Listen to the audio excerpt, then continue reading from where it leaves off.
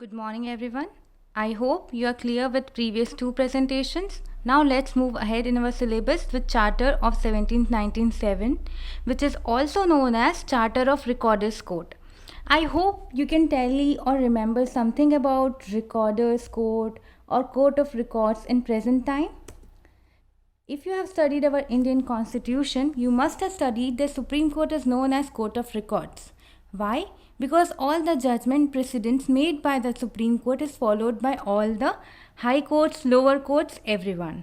Similarly, under Article 215 of the Indian Constitution, High Court is referred as Court of Records.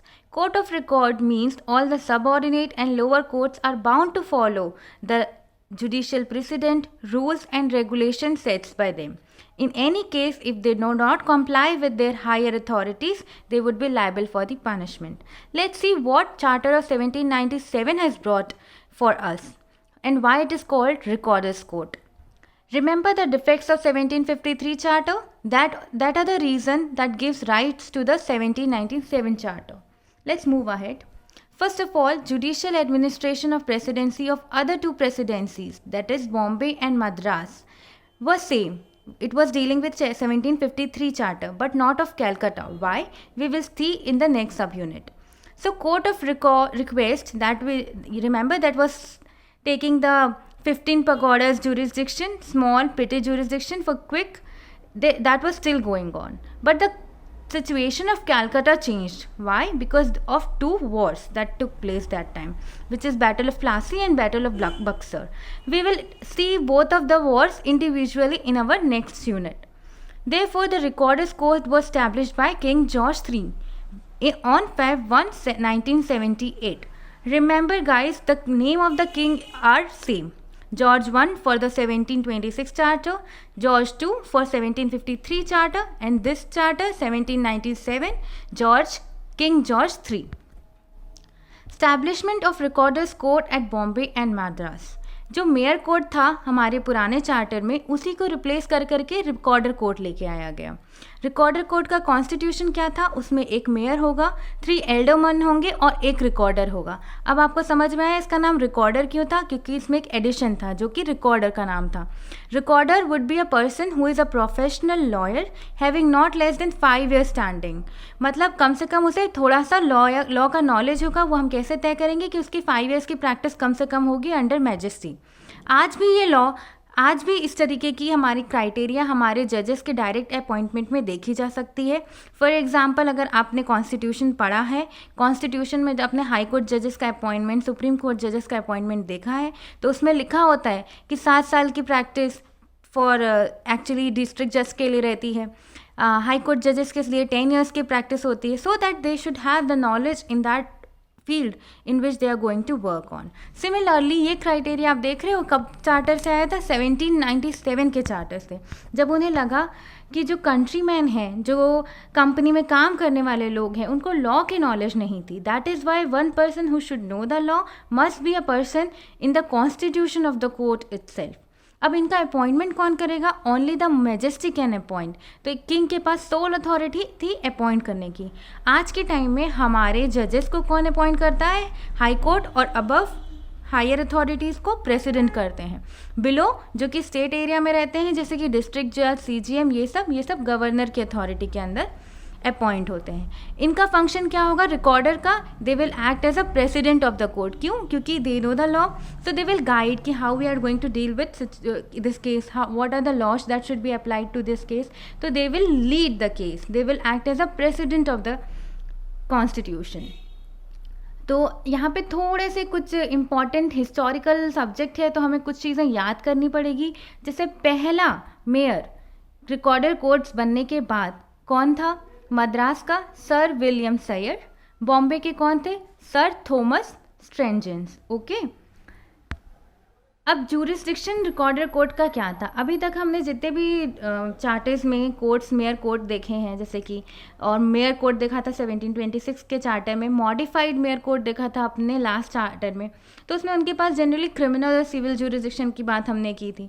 But यहाँ पे इनको additional jurisdiction मिले recorders court को. क्या क्या? Equity jurisdiction.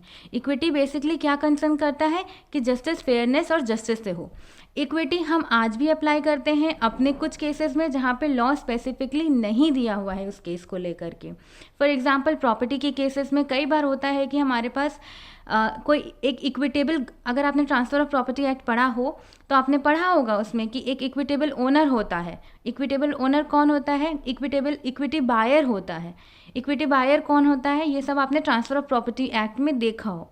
फॉर एग्जाम्पल मैं अभी आपको इन केस बताती हूँ। फॉर एग्जाम्पल मैंने आपको एक वो बेचा, आपको मैंने अपनी एक प्रॉपर्टी बेचने का प्रॉमिस किया और आपको पता है कि वो प्रॉपर्टी मेरी है, आपको ऐसा लगता है क्योंकि मैं ऐसा क्लेम कर रही हूँ, ऐसा प्रोजेक्ट कर रही हूँ। आपने वो मेरे से प्रॉपर्टी खरीद ली और आपने मुझे उसके बदले पैसे दे दिए।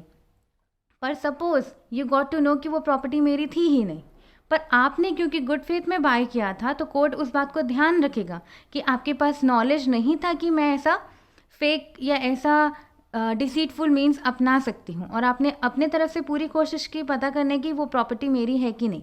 तो अगर आप अपने में गुड फेथ है और आपने अपनी सारी राइट्स और ड्यूटीज़ की है तो जजेस को ध्यान देंगे while dealing with our dispute and they will on the basis of fairness वो देखेंगे कि दो मेरे पास राइट नहीं है बेचने का और आपके पास, क्योंकि मेरे पास बेचने का राइट नहीं है तो आपके पास खरीदने का राइट नहीं है, बट क्योंकि आपने गुड फेथ में खरीदा था तो आपको कोई नुकसान ना होने पाए। Second is ecclesiastical jurisdiction. थोड़ा कठिन है बोलने के लिए बेसिकली, बट इसका मतलब होता है रिलेटेड टू क्रिश्चियन चर्च और क्लर्जी। आपको पता है पहले क्रिश्चियन लॉज अप्लाई होते थे क्रिश्चियंस में, जैसे भी जो हमारे थे चर्च बेस्ड लॉ थे वो, तो ये भी उनके अंडर में थे, उनके जुरिस्डिक्शन में थे। Last is admiralty. Admiralty jurisdiction means something which is related to ships, sea और अदर नेविगेबल वाटरवेज, जहाँ पे जैसे क्या होता है आज भी हमारे पास अगर आपने ये चीज़ ये जो जुरिस्डिक्शन है वो पब्लिक इंटरनेशनल लॉ में आता है कि अगर हमारी शिप है वो फॉरेन वाटर्स में है और उसमें कुछ क्राइम हो जाता है तो किसका जुरिस्डिक्शन होगा। होप आपने पब्लिक इंटरनेशनल लॉ पढ़ा हो, नहीं पढ़ा होगा तो आप पढ़ेंगे कि एरोप्लेन्स जो कि हमारी टेरिटरीज़ के अंदर नहीं है, शिप्स जो कि हमारी टेरिटरीज़ के अंदर नहीं है, बट क्योंकि हमारा फ्लैग इंडियन फ्लैग अगर उसमें लगा है तो we will consider it as an part of Indian territory. But specifically देखिए मैंने नीचे लिखा है नोट में कि it does not involve revenue matters.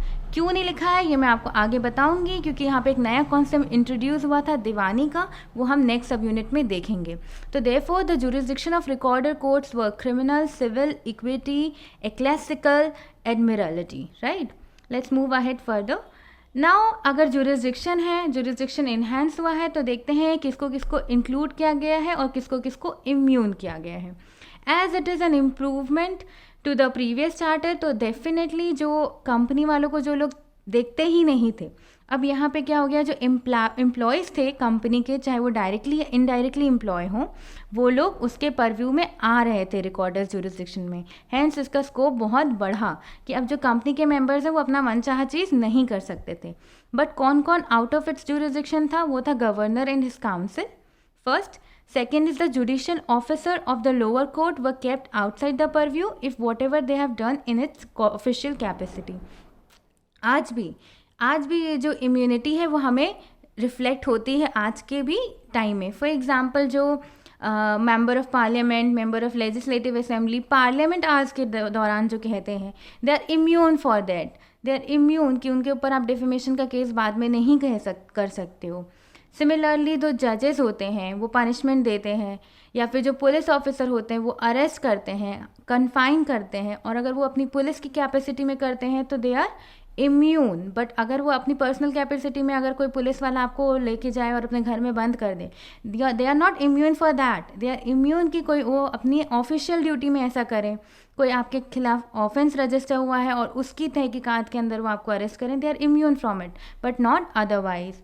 Similarly, at that time also, the governor and his council, being the apex, have been outstated from the jurisdiction। अगर आपको एकदम मैं रेफरेंस नए टॉपिक में दूँ तो आप याद करेंगे कि एक लोकपाल की बहस छिड़ी थी कि वहाँ पे हमको प्रेसिडेंट, पीएम जैसे लोगों को इन्वॉल्व करना चाहिए कि नहीं। Lokpal is the agency which will check the corruption on the higher authorities. तो हम लोग ने उसमें बहुत बहस हुई थी कि अगर आप एपेक्स अथॉरिटी को ही चेक कर इंक्लूड कर लोगे, देन हु विल डिसाइड कि वो जो अथॉरिटी है जो चेक करी वो तो उससे भी ऊपर हो जाएगी। बट बाद में ये डिसाइड हुआ कि ऐसा नहीं है। If anybody has done anything relating to corruption can be checked by the Lokpal. Let's move ahead. अब यहाँ पे हम लोग देख रहे थे कि वो जो ब्रिटिशर्स थे वो लोग अपने लॉ लगा रहे थे हमारे ऊपर, मतलब जो इंडिया के पीपल थे जहाँ पे हिंदू थे, मुस्लिम थे, अदर रिलीजियस बेस्ड लोग थे। बट क्योंकि उनको वो लॉ ही नहीं पता था जिसमें उनको पनिशमेंट मिल रही थी, तो इसमें एक इम्प्रूवमेंट हुई कि जो पर्सनल लॉ से रिलेटेड चीज़ें थी, मैरिज से रिलेटेड, इनहेरिटेंस से रिलेटेड, कॉन्ट्रैक्ट से रिलेटेड जो भी डिस्प्यूट अराइज होंगे वो उन्होंने डिसाइड किया कि वो डील होंगे पर्सनल लॉ से। हिंदू लोग डील होंगे शास्त्रा से, मुस्लिम लोग डील होंगे कुरान से। और अगर सपोज कोई पार्टी है अदर कम्युनिटी की, तो जो डिफेंडेंट की कम्युनिटी होगी that will be the determining factor. क्यों? क्योंकि सपोज अगर मैं हिंदू हूँ, मैं हिंदू नहीं, हिंदू के लिए तो क्लियरली गिवन है कि वो शास्त्रा, मुस्लिम के लिए है कि वो कुरान के लिए देगा। बट अगर कोई पर्सन एलिगेशन करता है सपोज ए बी के ऊपर, बी और ए अलग अलग कम्युनिटी के लोग हैं, बट क्योंकि ए के लॉ में कुछ और बात हो सकती है कि वो पनिशेबल हो और बी के में हो कि वो ना हो। बट ऐसे केस में जब बी की कमेटी में वो चीज़ पॉसिबल है ही नहीं कि वो गलत है, तो वो करता है, तो वो कैसे समझेगा कि उसको नहीं करना चाहिए था, राइट? अब अपन इसको कमेटी के हिसाब से ना देखें और कंट्री के हिसाब से देखें तो हो सकता है कुछ ऑफेंसेस इंडिया में पनिशेबल है और कुछ ऑफेंस अमेरिका में पनिशेबल है बट इंडिया में नहीं है। अब कोई इंसान अमेरिका जाता है, कोई इंडियन सपोज, और कुछ ऐसी चीज़ करता है जो अमेरिका में पनिशेबल है बट इंडियन को तो वो पता ही नहीं था, तो ऐसे में उसको पनिश करना सही है कि नहीं? नहीं। इसीलिए जो डिफेंडेंट होगा, फॉर एग्जांपल इंडियन अगर वहाँ जाके ऐसा कुछ ऑफेंस करता है जो इंडिया में पनिशेबल है and the person is knowing that वो इंडिया में पनिशेबल है, हैंस उसको पनिशमेंट अलॉट की जा सकती है। फर्दर अब हम थोड़ा सा देख लेते हैं कि रिकॉर्डर कोर्ट्स और मेयर कोर्ट में डिफरेंस क्या था, क्यों हम लोग को लाने की ज़रूरत पड़ी एक सब्सटीट्यूशन को, एक हमको रिकॉर्डर कोर्ट को लाना पड़ा मेयर कोर्ट को रिप्लेस करने के लिए। फिर सबसे पहली बात कि वहाँ पे लेमैन जो थे वो डील कर रहे थे, लेमैन इन द सेंस कि जो कंपनी के ऑफिशियल्स थे वो डील कर रहे थे सारे डिस्प्यूट को। बट हमको एक प्रोफेशनल लाइक लॉयर्स की ज़रूरत थी, इसीलिए हमारे यहाँ कौन आया? रिकॉर्डर कोर्ट में। जो जूरिसडिक्शन था वो रिकॉर्डर कोर्ट का था civil, criminal, equity, ecclesiastical, admiral, but यहाँ पे ओनली सिविल जूरिसडिक्शन वो डील करता था। अब ये जो रिकॉर्डर कोर्ट के थे, अब वो क्योंकि पर्सनल लॉ अप्लाई कर रहे हैं तो जो रिलेटिव थे वो रिलेटेबल मानेंगे उस चीज़ को और वो चाहेंगे कि वो इस चीज़ का यूज़ करें। अगर मुझे लगेगा कि अगर मेरी कोई सुनने वाला है, अगर मेरे हिसाब से कोई चीज़ डिसाइड होने वाली है मेरे कंसर्न को लेकर के, तो मैं डेफिनेटली उससे रिलेटेबल मानूंगी। अगर वो मेरे पर्सनल लॉ से ही मेरी डिस्प्यूट को सॉल्व करता है तो मैं बट जो मेयर कोर्ट में था they were applying only English law which Indian people were not even aware of. तो जब वो चीज़ से अगर आपको मैं बोलूँ कि आप आज चले जाओ और आप कुछ लॉ के बारे में जानते नहीं हो, या आपको ऊपर मैं फॉरेन लॉ एप्लीकेबल कर दूँ जो आपसे रिलेटेबल ही नहीं है, आप कभी सोच भी नहीं सकते कि that may be an offence or that may have that punishment, then whether you would be comfortable with it? No. Similarly, those people who were at that time were uncomfortable with the English law application on their dispute. Next, recorder court की जो appeal रहती थी वो directly Kings council में जाती थी, बिना governor in council को के पास गए। फॉर एग्जाम्पल, अगर any one is dissatisfied with the recorder court they can directly approach to the king's court. But जो मेयर्स कोर्ट की अपील थी वो हमेशा क्या जाती थी? पहले गवर्नर काउंसिल के पास जाएगी, फिर सेकंड अपील जाएगी किंग्स काउंसिल के पास। तो लोगों के पास इतना वो नहीं होता था। फॉर एग्जांपल, अगर मैं आज हमारे डिस्ट्रिक्ट लेवल पे देखूं तो अगर हम डिस्ट्रिक्ट केस में कोई डिस्ट्रिक्ट में हमारे कोई केस होता है वो अपील के लिए जाता है हाई कोर्ट में, हाई कोर्ट के बाद जाता है सुप्रीम कोर्ट में। बट दोनों बहुत ही इंडिपेंडेंट अथॉरिटीज़ है, इसीलिए हमने सेपरेट कर रखा है कि सारे केसेस सेकंड अपील में सुप्रीम कोर्ट में नहीं जा सकते, कुछ ही केसेस जा सकते हैं। बट एट दैट टाइम जो गवर्नर काउंसिल था वो काफ़ी बायस रखता था, इसीलिए बहुत सारे केसेस वहीं तक रुक जाते थे। तो इसीलिए रिकॉर्डर कोर्ट ने इसका सॉल्यूशन ये लाया कि हम डायरेक्टली जाएंगे अपील के लिए किंग्स काउंसिल में। Suit on value of 1000 pakoras would be final. अगर 1000 पकौड़ा से रिलेटेड कोई सूट है तो रिकॉर्डर कोर्ट का डिसीजन उसमें फाइनल होगा, ठीक है। बट जो मेयर्स कोर्ट की फाइनलिटी थी वो डिटर्मिनेंट थी किस पे? गवर्नर इन काउंसिल पे, कि वो गवर्नर इन काउंसिल क्या फर्दर डिसीजन लेते हैं या किंग्स काउंसिल क्या लेते हैं। इनके पास कोई पर्टिकुलर जुरिसडिक्शन नहीं था कि एटलीस्ट इतने चीज़ का इन लोग का डिसीजन फाइनल माना जाएगा। बट रिकॉर्डर कोर्ट्स में था कि अगर आपका सूट 1000 पगोडास का है, रिकॉर्डर कोर्ट ने ले लिया है, दैट वुड बी फाइनल। अगर उससे ऊपर है और आपको कोई डिस्प्यूट है तो आप फर्दर आप किंग्स काउंसिल के पास जा सकते हो। Recorder court shows the separation of judiciary and executive. कैसे? क्योंकि जो गवर्नर इन काउंसिल का इंटरफेरेंस है वो बहुत ही कम था, रिकॉर्डर कोर्ट में नहीं के बराबर था। वेयर जब मेयर्स कोर्ट के केस में there was no separation from executive as it functions in the presidencies of Madras and Bombay. क्यों? गवर्नर काउंसिल वहीं पे मौजूद थे, वहीं पे रहते थे, तो हैंस उनके पास पावर था कि वो इन्फ्लुएंस कर दे। आज भी आप देखेंगे कि मैं इंडियन कॉन्स्टिट्यूशन पे रेफ़र कर रही हूँ क्योंकि बहुत सारे जो हमारे हिस्टोरिकल डेवलपमेंट्स हैं आज भी रिफ्लेक्ट होते हैं। Most of them are the laws which has been incorporated in our constitution. For example, this separation of judiciary from executive. आज इसको ये आपका होमवर्क है कि आप मुझे ढूंढ के बताओगे कि ये कहाँ पे मेंशन है और इंडियन कॉन्स्टिट्यूशन में कहाँ पे मेंशन है और इसका सबसे रिसेंट केस कौन सा है।